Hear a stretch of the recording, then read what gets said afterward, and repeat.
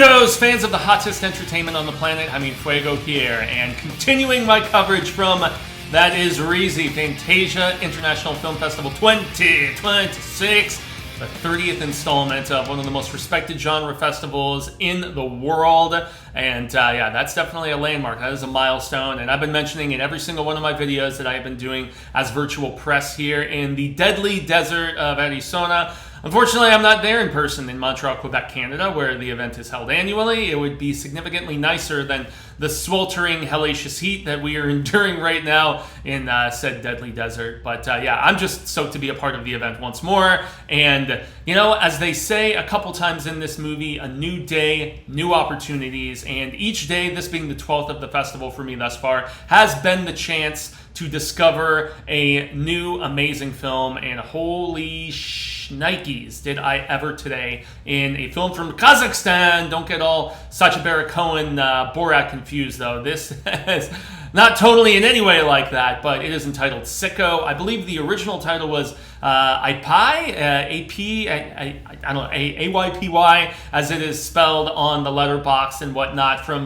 director Aitor Zolda-Ascali. I'm probably butchering both of those pronunciations of the original title and the director, but yes, Aitor has one previous credit from 24 and then another credit listed as 26.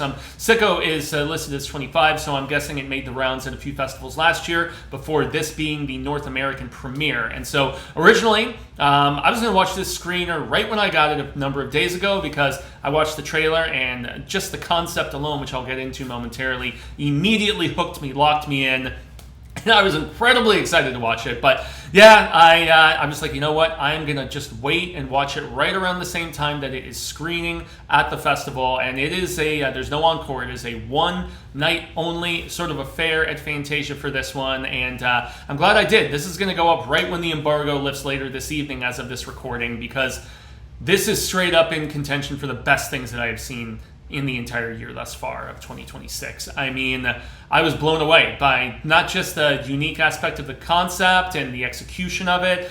I thought it was on the predictable side, because based on the setup, you kind of know where things are going to go, at least to a degree, but they threw me a nice variety of curveballs, and I mean, splendidly made, acted, just all across the board. I mean, this film was riveting and compelling. Every sort of cliched term that is thrown around by, you know, whatever influencer or, you know, just reviewer looking for clicks or what have you, but this lives up to that. I mean, I didn't even have expectations set significantly high. I didn't watch other reviews or read stuff about it. All I did was watch a trailer, and I was like, this looks terrific. And sure enough, it lived up to the expectations that I set in my own head based on what I saw and the possibility of it being great. And so SICKO essentially follows two different people. I believe it is Tancho, that is the woman, and then Azemat is her guy. And so they are a young couple in, I believe it's Almaty in Kazakhstan.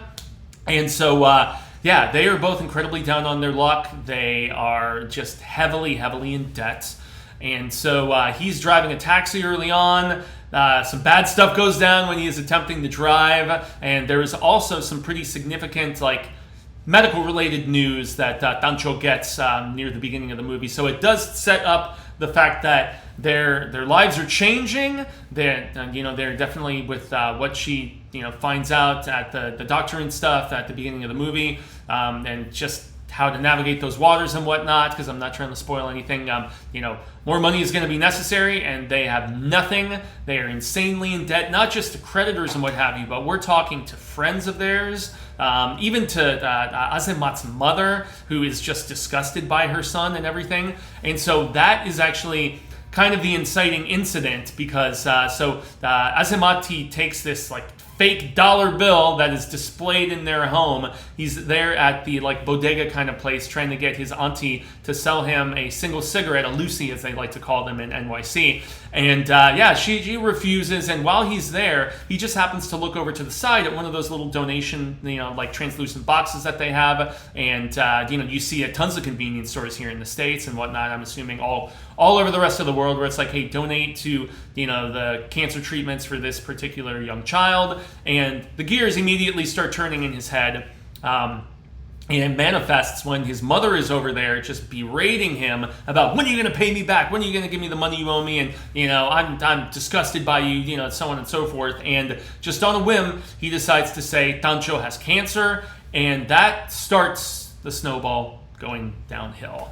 And obviously, as I said early on, you can kind of tell that this is not going to end well if they run with it. And as you see in the trailers, run with it they do, because his mother calls upon a bunch of friends and family who they meet with. And, Azimat is ready right then and there he's like, okay, I'm going to come clean. I'm going to say that, I was lying and, so on and so forth. But Tancho comes out and she's like, oh, it's not stage 3, it's stage 4. So they are immediately in it together at that particular point. And her mindset, as she tells him, and this is in the trailer, as I said, so I'm not spoiling major amounts, that the filmmakers and the people distributing, just like putting together the press kit and whatnot, didn't really think was that you have to set the stage, so to speak. And she's like, it's just until we pay off our bills and then we'll get out of it. But you gotta believe that this is a situation where once you get in the thick of it, it's gonna be tough to get out. And there is, like, a lot of people have compared this film to Bong Joon-ho's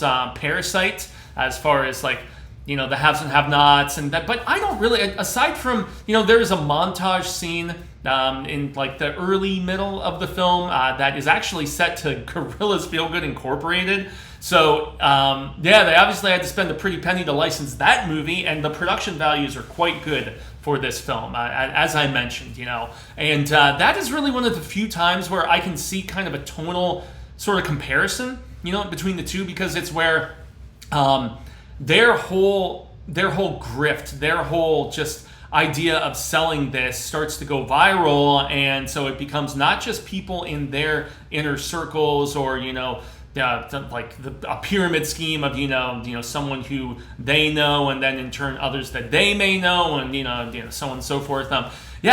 They shave their heads and they put out a video online and it goes viral. And so, of course, you have other people shaving their heads and they become this big media sensation, and they're on the verge to paying off all of their bills and debts and whatnot, and just getting, properly back on their feet. But that's the thing, the greed and once you start to have it, you see the transformation as they start to splurge in that montage scene, and they get a new TV, and they all these nice new things, eating nice meals, all these different things. And so that's the temptation aspect of this sort of grift, this sort of deceit and dishonesty and everything. And you'd best believe that karmically it's going to come back at them pretty heavily, pretty hard. And there's a B story that I'm not going to spoil in this, but at first I wasn't sure if I was vibing with it and that I liked it, but as it collides with, our leads, I actually was very satisfied with how things played out in said regard. But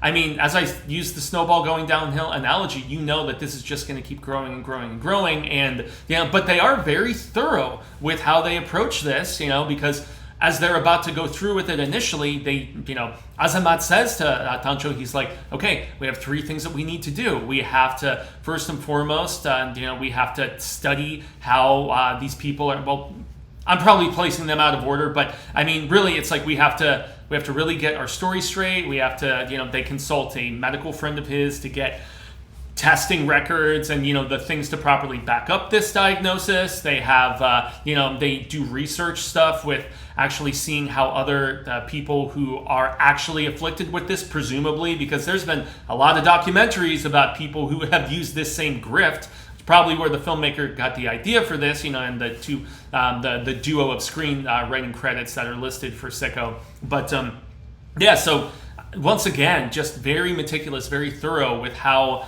he goes about just putting together their story, presenting it to the public, and all of that other stuff. But lies begat more lies, and that's just the way it goes. And so that's really, as I said a few times now, the only thing that keeps this from like the 4 to 4.5 range to being just absolute perfection in my estimation. But boy, is the acting between our 2 leads so fantastic, and just wondering how their character arcs are going to go. Is it going to cause friction? Are they going to remain in alignment with one another about whether they should continue to do it? Because, eventually you're going to have to go for some sort of serious medical treatment for this, and all eyes will be on you since you're on social media. You're in that proverbial public eye now, and one of the lucky things for them is that they can't really seek that sort of medical treatment necessarily in Kazakhstan. They would have to go to another country like Germany or Korea or something of that nature. So yeah, that's about as far as I want to go, because the third act gets pretty dark in this, as you can only imagine it would, because you're gonna have to pay the proverbial piper. You're gonna the shit is gonna hit the fan eventually, and you just know that's gonna transpire. It's just, it's the way of things, so to speak. But I was just so impressed with this. I can't sing its praises enough. It's unfortunate that it's only a one night sort of thing, because this is one that I would urge everybody at Fantasia, if there was a second screening, to go and check out. And I'm very, very hopeful that this actually makes its way to, some sort of theatrical release, so that I can continue to sing its praises. But it would be right at home on Netflix or Prime, and I think word of mouth would spread like wildfire about this movie, because it goes in some very, very dark places, and it's a great character study about what, the desperation of what poverty can drive people to do, and then once you have attained something better, what extreme lengths you might potentially go to hold on to it and to maintain it and to cover up said secrets and lies and things of that nature. So what a film. Damn, was I impressed with this. Easily in contention for the best thing that I've seen this year. It's a film called SICKO, once again from director Aitor Zaldascali. So I extend a grande gracias. I've been Jaimé En Fuego. You can find Wa on all social media sectors: Twitter, X, Instagram, Facebook, YouTube here, obviously. You guys know the drill: the like, the share, subscribe if you have any interest in seeing the stuff that I put up on the reg, especially throughout Fantasia. There's still, I believe, a little less than a week left now, because this is Monday as of this filming. So once again, it goes through August 2nd in Montreal, Quebec, Canada. So through this Sunday, I've already watched over a dozen films at this particular point, as this is day 12, but there's still a bunch of horror reviews that are going to be popping up on the other channel I'm affiliated with, the Horror Show channel. So I just got to Dropbox those over to my cohort in crime over there, Cecil Laird, and those will be popping up on the Horror Show channel, where we do everything scarific.